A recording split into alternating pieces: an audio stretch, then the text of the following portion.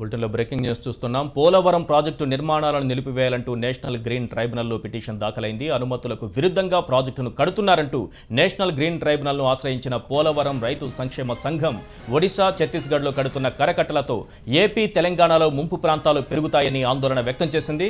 అయితే పర్యావరణ అనుమతులు రద్దు చేయాలని ఎందుకు కోరలేదంటూ పిటిషనర్ను ప్రశ్నించిన నేషనల్ గ్రీన్ ట్రైబ్యునల్ పిటిషన్ను సవరించి మరోసారి దాఖలు చేయాలని సూచించింది.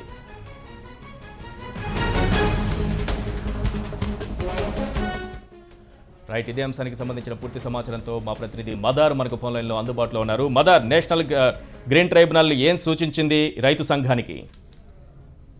ఈశ్వర్, ముఖ్యంగా పోలవరం ప్రాజెక్టు అనుమతులకు విరుద్ధంగా కడుతున్నారంటూ కూడా పోలవరానికి సంబంధించిన రైతు సంక్షేమ కమిటీ అనేది కూడా ఈ రోజు ఎన్జీటీని ఆశ్రయించడం జరిగింది. నేషనల్ గ్రీన్ ట్రైబ్యునల్ ముందు వారి వాదనతో ఒకటే, కరకట్టాలు ఒడిశా, ఛత్తీస్గఢ్ రాష్ట్రాల్లో కడుతున్న కరకట్టాల వల్ల తెలంగాణలో అలాగే ఆంధ్రప్రదేశ్ సంబంధించిన భూభాగం ముంపు అనేది కూడా అధికంగా ఉండబోతుంది. అయితే పర్యావరణ అనుమతులకు విరుద్ధంగా కూడా కడుతున్నారు. అలాగే పట్టుసీమ ప్రాజెక్టు కూడా పర్యావరణ అనుమతులకు లేకుండానే అనుమతులు విరుద్ధంగా కడుతున్నారనే వాదనని ఈ రోజు నేషనల్ గ్రీన్ ట్రిబ్యునల్ ముందు రైతు సంఘం సంబంధించిన నాయకులు కావచ్చు, అలాగే పిటిషనర్ తరఫు న్యాయవాదులు కూడా వివరించిన పరిస్థితి కూడా ఉంది. మొత్తంగా ఈ కరకట్టాలు నిర్మించడం, కరకట్టాలకు పర్యావరణ అనుమతులు కూడా లేకుండా నిర్మించడం వల్ల భవిష్యత్తు ఇబ్బందులు తలెత్తుతాయంటూ కూడా ఇటు రైతు సంక్షేమం సంబంధించిన పిటిషనర్ కూడా తమ వాదనలు అనేది కూడా వినిపించిన పరిస్థితి ఎన్జిటిలో ఉంది. అలాగే దీనికి సంబంధించి ఇప్పటికే అనుమతులను రద్దు చేయాలంటూ ఎందుకు ఎన్విరాన్మెంటల్ డిపార్ట్మెంట్ ఎందుకు కోరలేదంటూ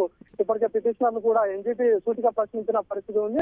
మరొకసారి సవరించిన విజ్ఞప్తులతో కూడిన పిటిషన్లు దాఖలు చేయాలని పిటిషనర్ కూడా సూచించిన పరిస్థితి కూడా ప్రస్తుతం ఉందని చెప్పుకోవచ్చు. Eshwar, thank you Madar.